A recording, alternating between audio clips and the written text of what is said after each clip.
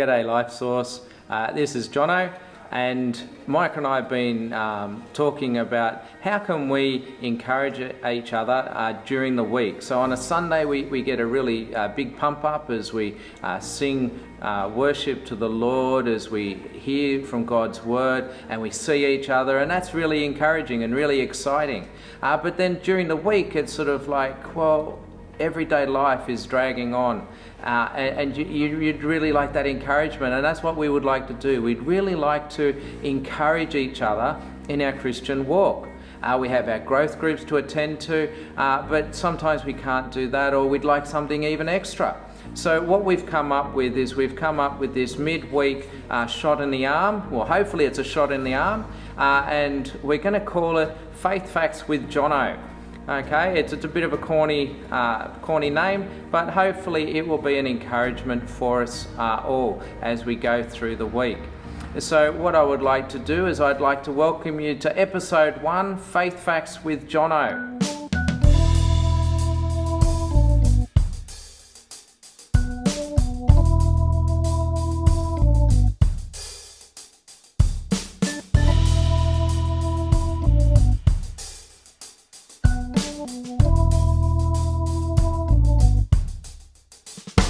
Now, each week we're not going to have the same sort of idea. It's not going to be all music. Like this week, I'd like to bring you some words of encouragement that come out of a song. It's probably a well-known song, but we're going to look at that. But not every week is it going to be looking at a piece of music. We're going to look at different forms of encouragement so that we can be encouraged in our walk together. So this week, I wanted to bring to you a word about a song, and it's about the Bible passage, Philippians chapter 4, verse 4. And the passage says, "Rejoice in the Lord always. I will say it again, rejoice." And I don't know about you, but I find that really hard. It's easy to rejoice and to be glad and joyful during the good times, but what about the hard times? And life brings enough of those hard times to us. So how do we rejoice in the Lord always? And the writer, we think, well, he's this spiritual giant. How could I ever be like him? How can I be joyful always? Like he was a spiritual giant, but what about little old me? And so there's this song that I've sort of grown up knowing. It's the song, "It Is Well With My Soul." And when you hear that, you think, well, the writer must have been in a really good place. The writer is enjoying life. God is being good to him, and he is writing about how it is well with my soul. I am happy, I'm contented, I can rejoice in the Lord. But the truth of the matter is actually very different. Horatio Spafford, he's he's dead now, but he was a lawyer in Chicago, and he and his family lived in Chicago. He had a little boy and he had 3 little girls, and he was a very successful lawyer. And he, as a result, over the years, he'd invested in real estate. And then there was the big fire in Chicago, and all of his real estate crumbled to nothing. He lost everything that he had, all the investments, it was all gone. And you could think, well, that would be the end of it, because he was a wealthy man and he was using this money to support missionaries, to support men and women going out to preach the gospel. And so he was doing this, and you would think, well, that's a good thing to do. And now he's lost all of that. And so he's got to start from scratch all over again. But whilst he had to start from scratch as far as his finances go, he never lost his faith, and he continued to support those people that were going out and preaching God's word. And so there was this opportunity that he had to go out in the field with Moody. And so he goes out and he wants to support him. And so he books he is himself a passage on a boat.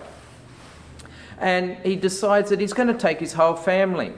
Unfortunately, his little boy has died from scarlet fever, but he took his wife and his 4 daughters. Okay, and he decided that, well, I'll take them on a trip. We'll get away from the pain and the heartache that we've been experiencing in Chicago, and I'm going to take them with me to Europe. But just as they're getting ready for going on the boat, he has some business that he needs to finalise, but he decides, well, I'm going to still send Anna, my wife, and my 4 little girls overseas. I'm going to send them on the boat as planned, and they can start enjoying Europe.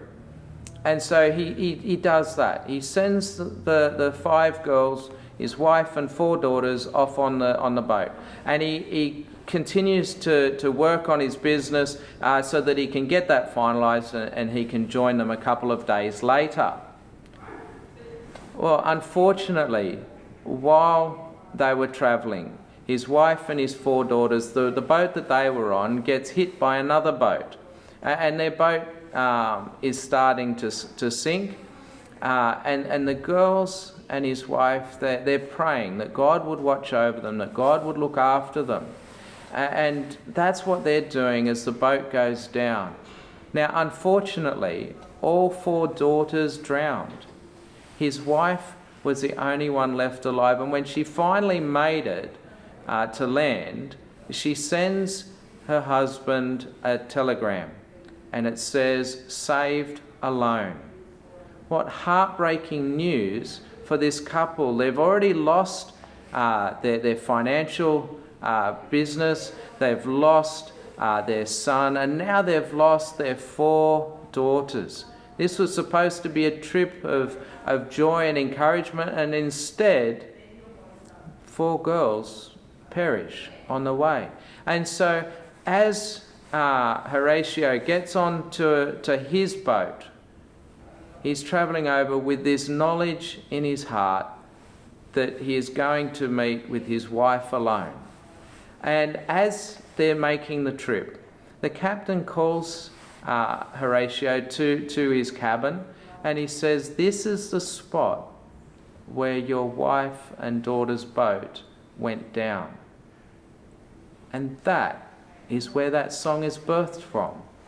"It is well with my soul" was penned as Horatio went through the tragedy of a loss of his family.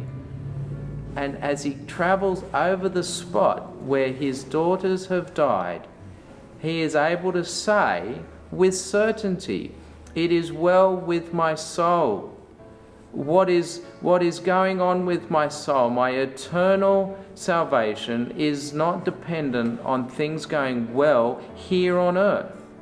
Even though I'm going through great pain, I can say with certainty that Jesus has got me, that God has got me, that there is an eternity for me and my family that goes well beyond the bad news of what we are seeing with the loss of my daughters, with the loss of my son, with our real estate all burning to the ground. Despite all of that, he can say, "It is well with my soul." And I think that is the thing that I need to cling on to, is that I can rejoice in the Lord, not just when things are going well, not just when I'm having happy days, when job's going well, the family's doing well, health is going great, the kids are doing well at school, they're bringing home great results, we're bringing in the money, got the brand new car, got the nice house. That's not what determines whether I rejoice in the Lord, because it's not what's happening here and now, it's what's happening for eternity. And when we look at the cross, we see that Jesus has died to set us free from eternal damnation, from being set apart from God. We now have a life with God forever, and that is what makes me be able to rejoice in the Lord, because he has done all of that on our behalf. So while bad things may happen. While life is not always going to be one big happy mood, one big party, okay, we can still look to the Lord and know that it is in Him that we find our joy. It is in Him that we find our peace. And so, like Horatio Spafford, we can say, "It is well with my soul." Well, Life Source, that's the end of our episode for this week. That's the wrap for episode 1. We really hope that you find this a great encouragement to your walk. Next week, who knows what we'll be looking at, but we'd love you to tune in. So we'll see you next week on the app on Thursday for Faith Facts with Jono.